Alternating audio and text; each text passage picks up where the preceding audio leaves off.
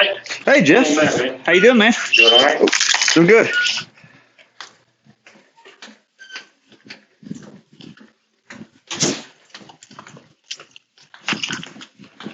Hello.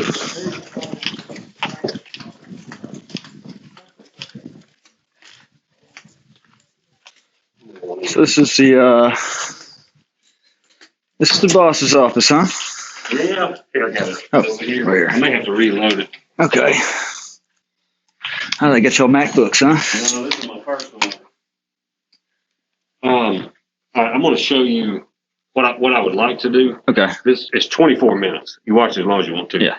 But this first image is the car. Okay. So I want to show you Sure. to the stop. Yeah. So you can see the driving. But then once they start giving him commands to get out, I want to switch it to the body camera. Okay. First 30 seconds is no sound. That's just the way. I'm sure. Yeah, I'm sure he probably didn't tell my wife certain things, and Can you see all that glare maybe?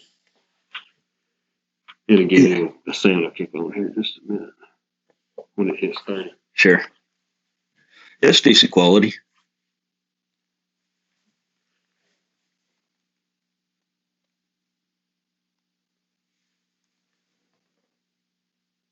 You should pick up some sound. Okay. There you go. He was flying, wasn't he? I think 72 to 65.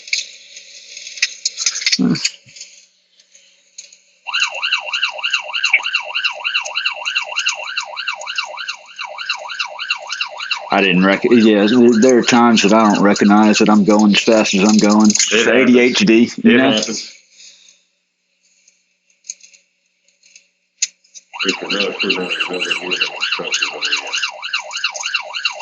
You know, my biggest complaint right now with the state is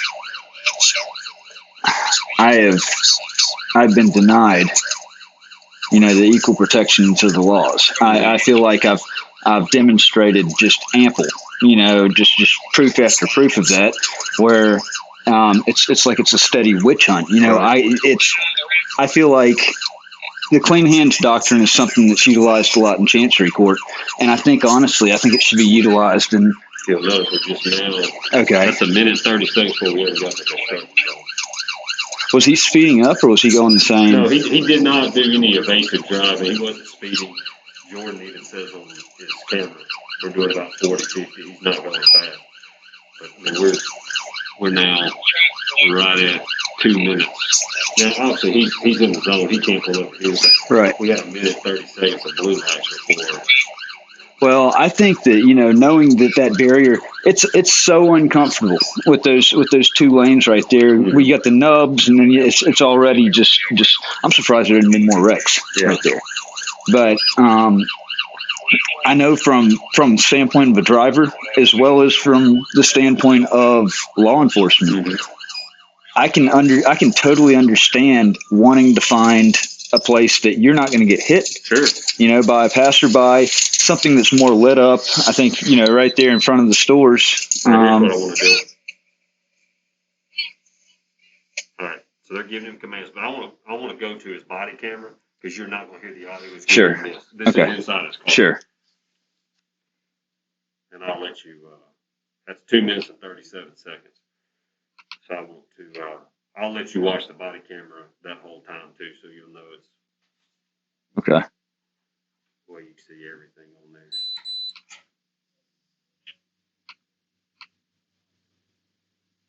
The camera, it'll kick on in 30 seconds. I want you to see everything that was on there. I don't want to fast forward. No, I understand. And then you'll eventually see where it picks up, where they give him commands to get out. But Jordan's body camera is actually better audio and visual quality. Okay.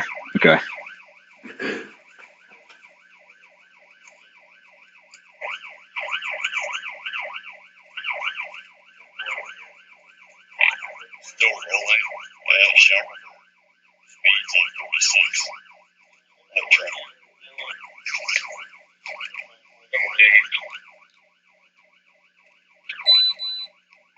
Reason for stop, 72 and 55.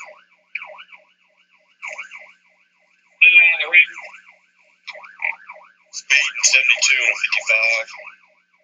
They are still rolling about 40.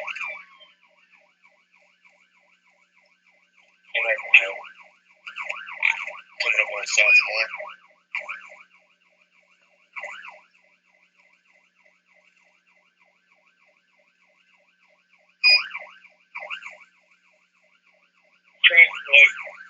Now, it's hard to see with the lighting, but where are they at right now? He just said So okay, okay. this is where the stop takes place.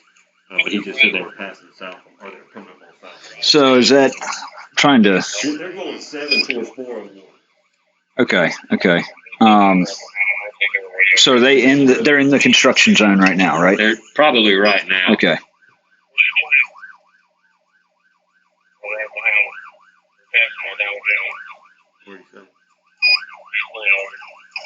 Wait, he's pulling over? Okay.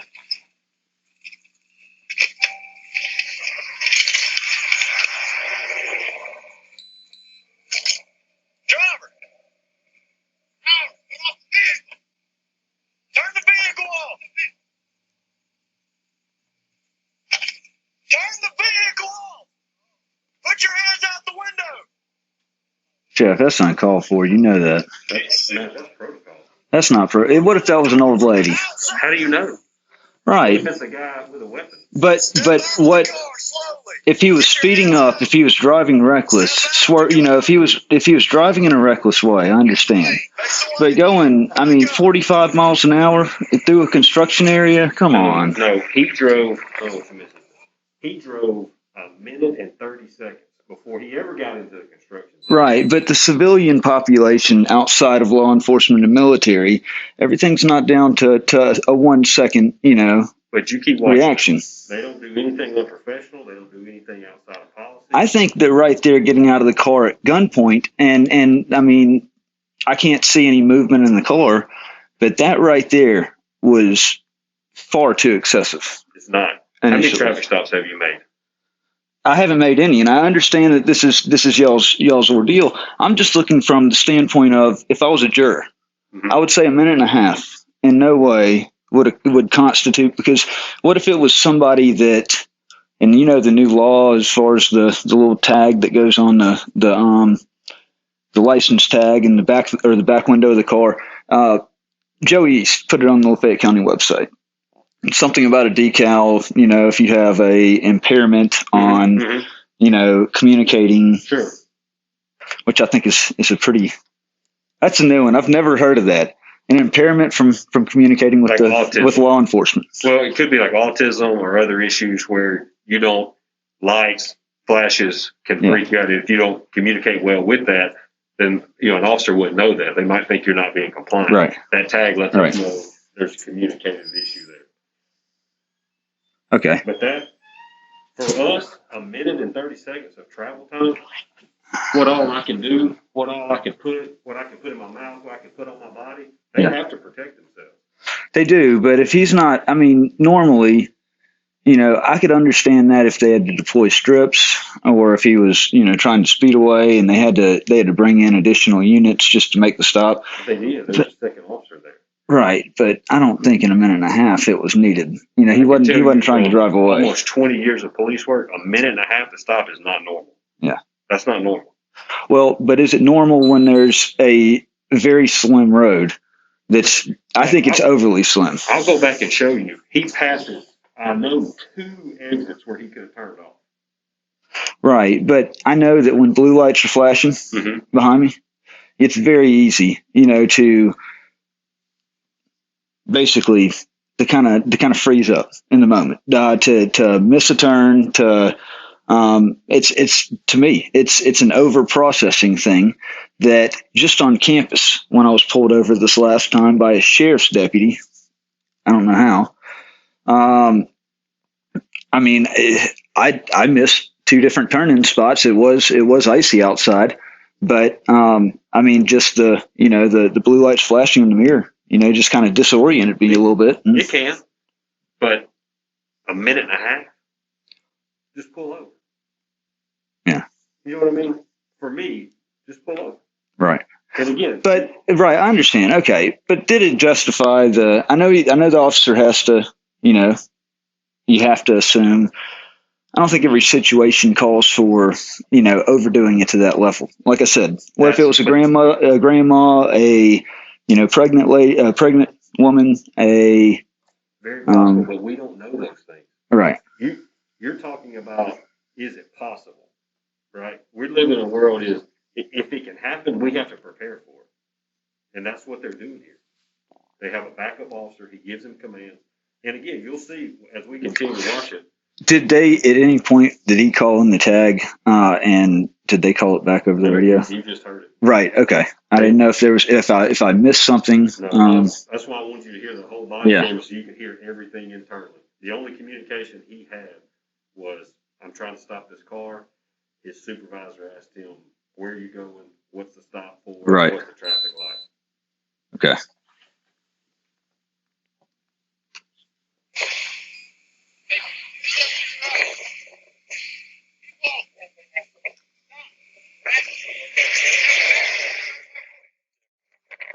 No force. Give command to walk backwards.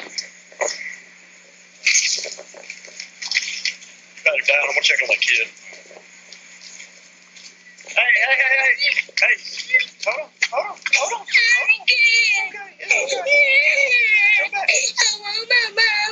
Come sit in the vehicle. Come here. Why? Because I don't want you to get run over. Get back. It's cold. I'm right here with you. I'm gonna stay with you. Come here. Who's gonna drive us to Mammals? We'll talk to your dad, okay? Is this your dad? Is he gonna... No, that's Uncle Christian. That's Uncle Christian? No. Is he gonna get back in the car? We'll see. Hey, can we get in the vehicle? I don't want you to get sick. Your feet, you don't got no shoes on. Come in here. I can't see. We got a bunch of lights on. Come here. Is this your sister? Yeah. You have a seat? Come on. Who's gonna get back in the car? You're okay. Hey,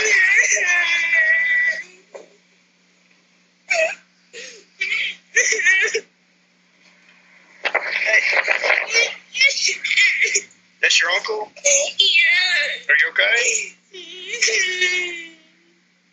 I just want my mama. You want your mama?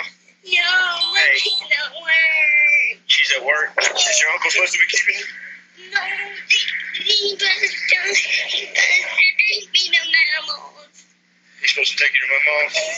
Where's my mom live? Right down the road. All you have to do is go to the gas station, and you turn right there, and you go down the street, and it's right there. What's my mom's name?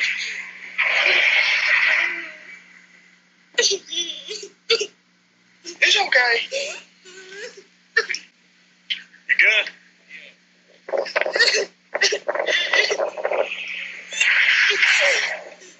Hey, is this your sister? Yeah? Hey, what's her name? M. Claire? Anna Claire? What's your name? Emmy? Your sister's being a big girl. She's not scared. Are you cold? It's windy. You got a coat? You got a jacket? That's not your jacket over there? Put your jacket on.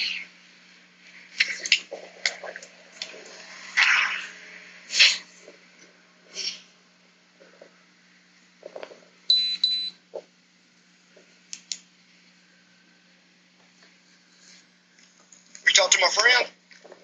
Okay. What's up? She got out of the car scared to death. How are you? Running out here. Oh.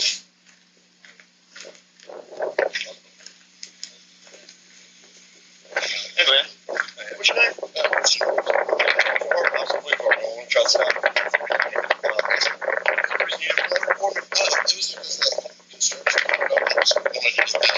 I hit the blue lights long before that construction. I know it's not a state of Mississippi. You can move where you feel comfortable.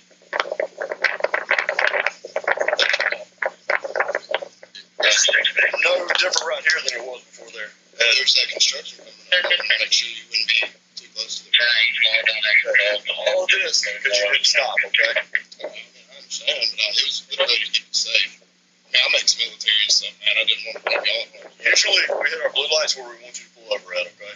I understand that. You guys license?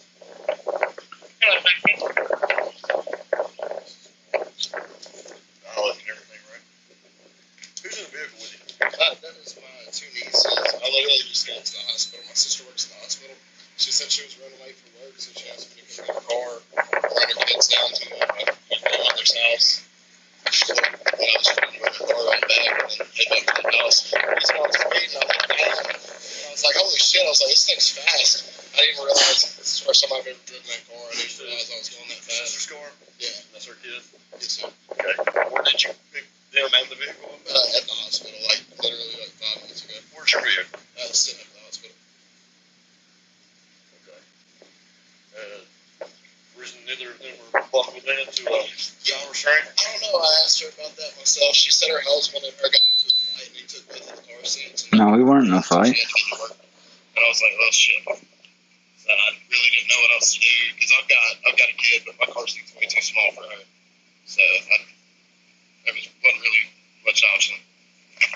She can't keep them at work. You know.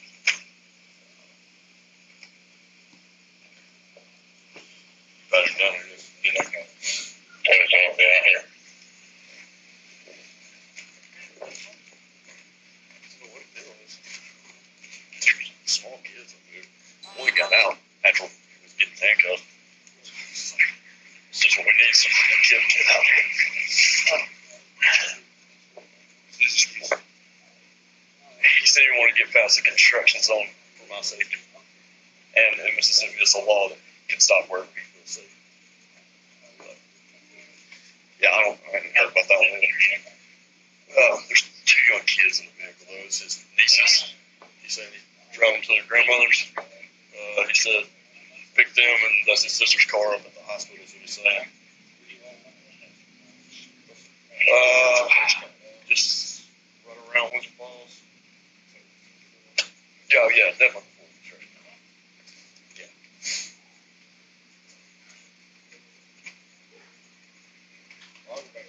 You calling me right?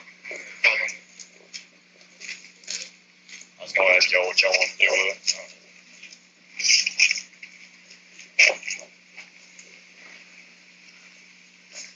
I mean, he's done nothing wrong. I don't know why they're asking that question. Yeah. What do y'all want to do with him? Speeding. Yeah, they just being very good child restraint. Jeff. That's a fact. This isn't a police state, though. Come on now. Yeah, I think it comes out valid. Yeah, I guess it's out there. I just didn't know if y'all wanted to get a deal for that or not.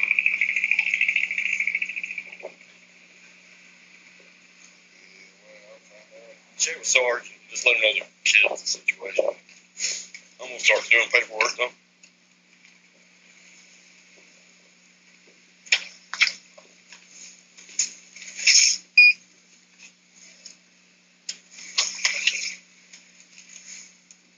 I mean, Jeff, I'm going to have his back on this. And him and I are not even, we've got serious issues between us from the past.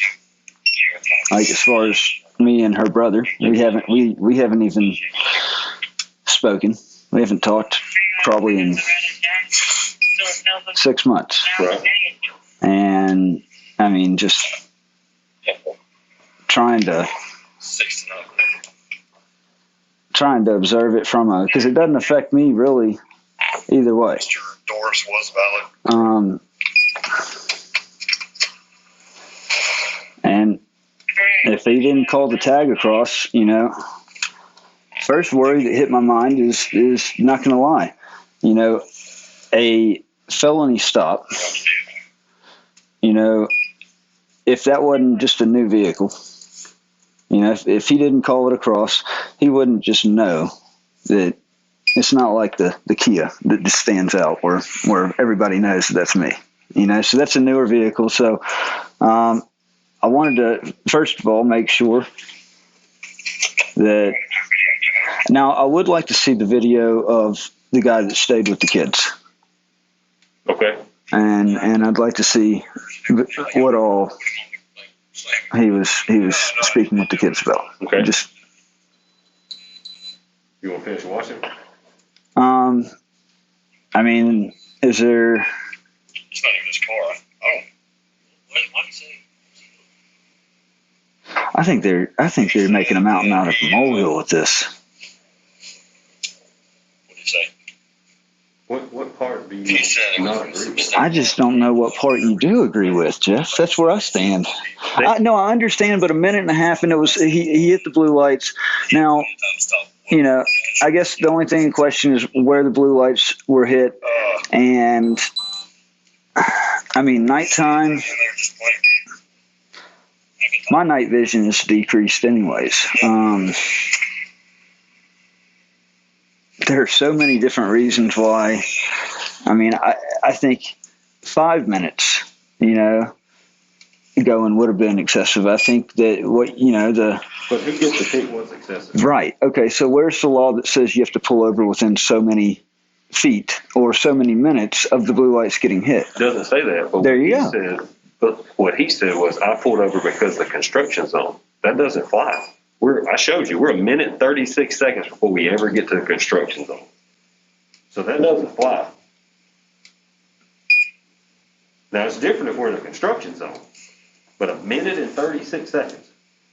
But coming up on that construction zone at nighttime, a time of limited visibility. He said, I didn't want to pull over, we're in the construction zone.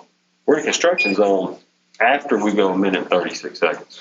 Me and you can drive from here. A minute and 36 seconds of being in shock because of flashing blue lights behind you. Maybe and then so. all of a sudden you're in a construction zone and you have to obviously get to the other side. Maybe so. But that's what court is for. I know. I'm just saying I know that I would take that to trial and I would win at trial. You'll have his opportunity. Yeah. But they did not do anything unprofessional. They were not ugly to him. I think the way that they made the approach, the way that they made the initial contact was extremely excessive.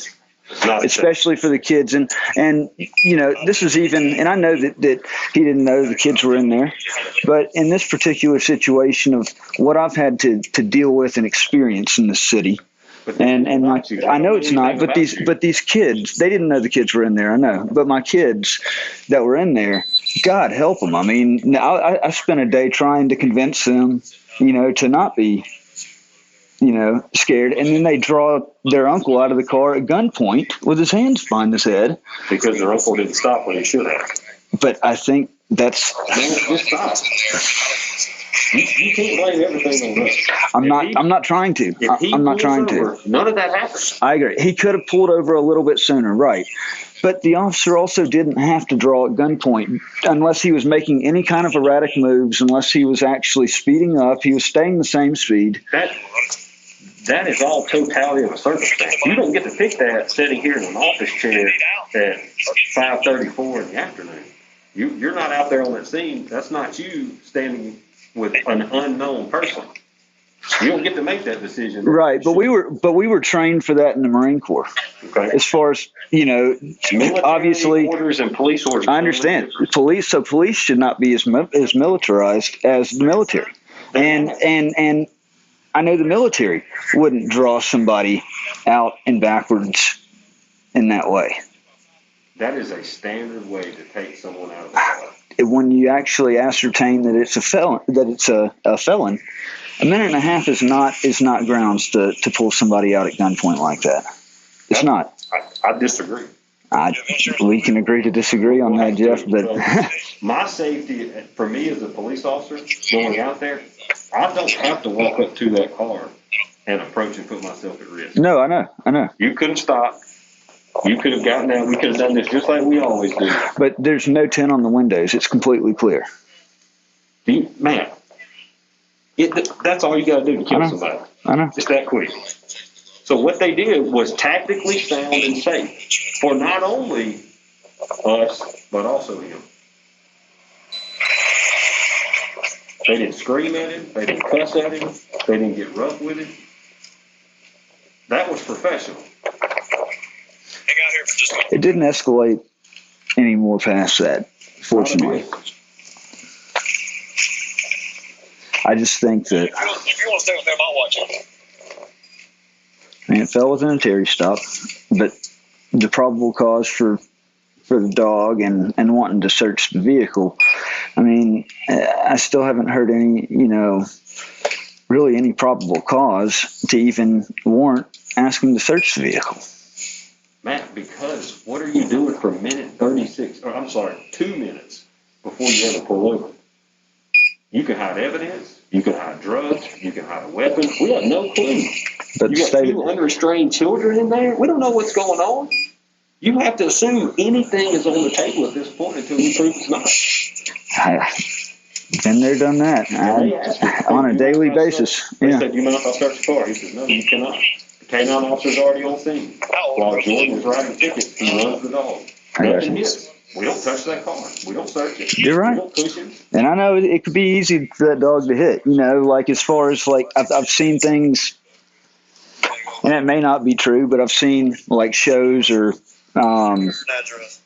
YouTube channels and all where people have certain commands will make the dog basically light. So if they were trying to, they could have easily, yeah. They didn't do that.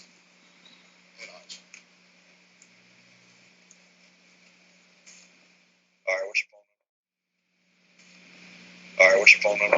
7662 816 645. All right, you're going to get to leave here, okay? Had they not been in the vehicle and us be having to find something to do with them, Mike would take you to jail over all this, to be quite honest. But you are about to get quite a few tickets. All right. Next time, just pull over. I'd have wrote you a ticket for speeding or let you go with a warning. And that'd been it. So that's a state law for that? Yes, you got to pull over, okay? When you know you got to pull over, but I mean, as far as that was all. Like we were calling out a pursuit, okay? That's why 5 cars showed up. I mean, I understand that, but I did slow down. Like I made sure to slow down so you knew I wasn't trying to run from you. I wanted to get past the construction. My father-in-law's a pile, man.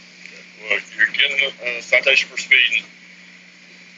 Fair yield to emergency vehicle, 2 child restraint violations.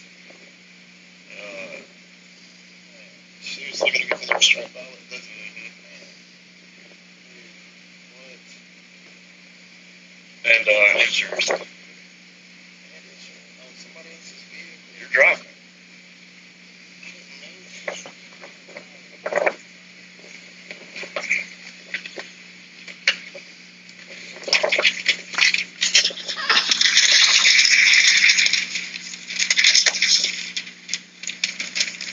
You'll throw out the insurance ticket. I'll show you the insurance on it. It's insured. There's no point in taking another ticket to trial. We don't. You have to talk to Ms. Donna Fisher at City Court. We don't get involved in that. A mile or 2 down the road. There's nothing more safe about here than where we were at. I hit my blue lights well before the construction zone. Huh? It's on video. 40. I gotta get her before 6 at Lafayette. Alright, I could have waited until I went to the gas station because it's lit up and I felt more comfortable being pulled over there, but I didn't do that. You can come to court if you want to. Court date on all these tickets is May 12th at 9 a.m. Phone number and address right here at the bottom, okay? If you have any questions? Go what? Alright. Turn around, Mom. Take your handcuffs off. Yeah, can you take that officer that was there with the kids?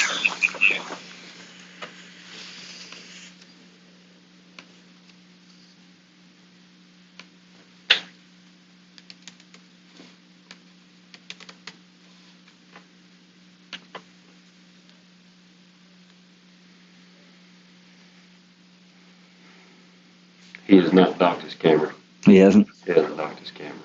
Okay. He'll be back to work tonight, so I'll get him to dock it, and then I'll get back up with you. All right. And who was that? Stephen Shear. Stephen Shear? Okay. All right. Yeah, whenever you can. I know, like I said, I got to get to Lafayette by 6. She's in the after-school program. Yeah. We pay a little extra to let her stay there and Sure. have some other kids to play with, but yeah, she's at she actually just turned 7 at the end of February, and we've had taken her to NMRC to have some testing done, but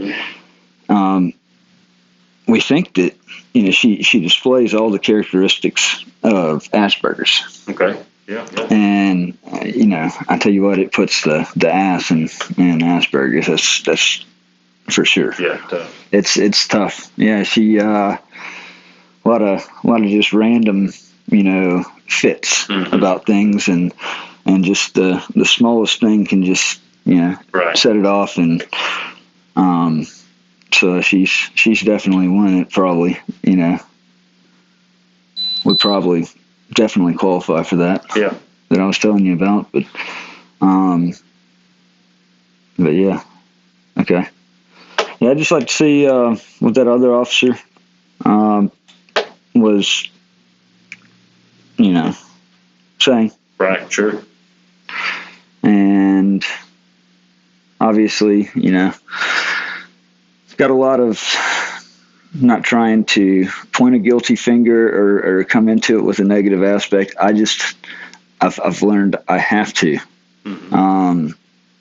This whole thing from 2017 just bothers me to a level of, I made a lifelong oath to my country, to our government, to uphold and defend the Constitution, to protect it, our country, basically.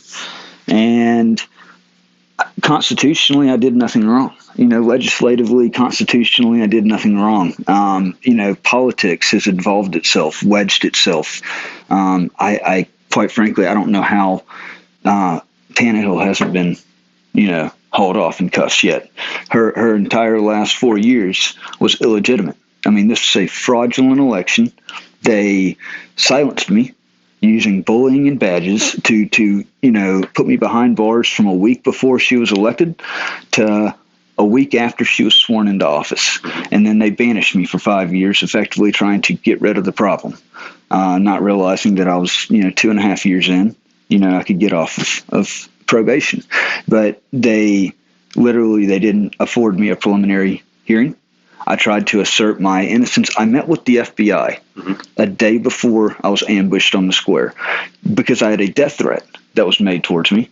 I confided in Assistant U.S. Attorney Bob Norman, told him that I had a death threat, told him that I was scheduled to speak at City Hall on June 6th, the day of the election. And it's in the local voice. I actually have the article. I'm scheduled right after Joe East to address.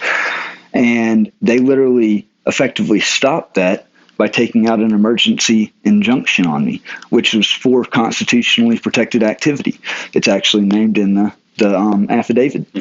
And he had me sit down with the FBI. I discussed all this with the FBI and how I had purchased an AR-15 on May 20th to protect myself and my family, military style, against any kind of threats that were coming my way, because I had a death threat that was made that my ex sent me proof of. Right. Well, I mean, for me to be guilty of the state's crime of honor before May 8th, I put Todd and Ashley Lynch in fear of their life with the AR-15. It would have obviously make it to where I'm lying to the FBI. So why have I not been charged by the feds? One way or the other, I want to compel a trial. One way or the other, there needs to be a trial on this, because the state of Mississippi, in trying to cover its own back, its own liability from the huge just vomit that it splashed everywhere, they continue to leave a wake trail 3 times wider in its path, trying to cover up one thing after the other. And I've termed it trickle-down corruption. It starts with one person, somebody that's got a lot of power, like Ray Tannehill, for example, his wife running for mayor. And it quickly just thunderbolts itself into other people helping them. Before you know it, you have good people that are hired to do a job and have been doing a job, the right way, constitutionally the right way. And it puts them in a bad position of, I either do what's right, what I took an oath to do, or I don't. And if I don't, I open myself up to liability. But if I do, I could be fired, or I could be, put in a worse position. Right. And before you know it, and that's what I've demonstrated with writing with the outlaw. This thing has turned into an avalanche. The FBI has destroyed records. I'm going to be suing the FBI, the Department of Justice, really, because the U.S. Attorney's Office and the FBI is involved in this. I trust the U.S. Attorney's Office. In turn, the FBI destroyed records. Right. I wanted that to prove what I was saying was, in fact, the truth. Right. They were like a lifeguard watching a child drown, tasked with watching over a pool and just letting a child drown. It's culpable negligence. You knew that I was innocent the entire time, allowed me to sit in jail for 6 weeks, knowing that I had a child to support that was sucked into the middle of a court battle right there because she was taken away from me. This thing involves 4 parties. I've tried to bring this stuff to the authorities, to the proper authorities. The FBI doesn't care. They've told me 4 different times they're going to call me back, and they won't. I called the U.S. Attorney's Office for 6 weeks straight. They don't care. They never return the phone call because they're complicit. Right. And who do you go to for help? That's why, I'm basically on my own. I have no attorney, and I'm having to play, officer, attorney, and basically, I'm in a Supreme Court appeal right now on that. Right. It's not fair. I obviously have a lot of trust issues. Sure. I think my experiences are nothing short of anything that I've read in a John Grisham book. Mm-hmm. It's out of this world bizarre.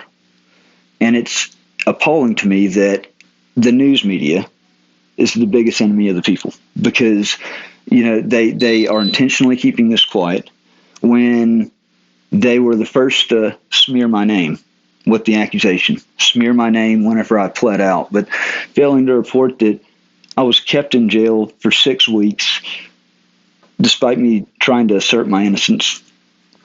A preliminary hearing would have cleared up. My bond was set 3 times higher than the maximum for a charge up to 10 years. Mm-hmm. In the penitentiary, it's a $5,000 to $50,000 bond is what it's set by the Supreme Court. Carolyn Bill sets it at $150,000. Same judge that set an accused rapist and kidnapper at $10,000 apiece less than a year later. Mm.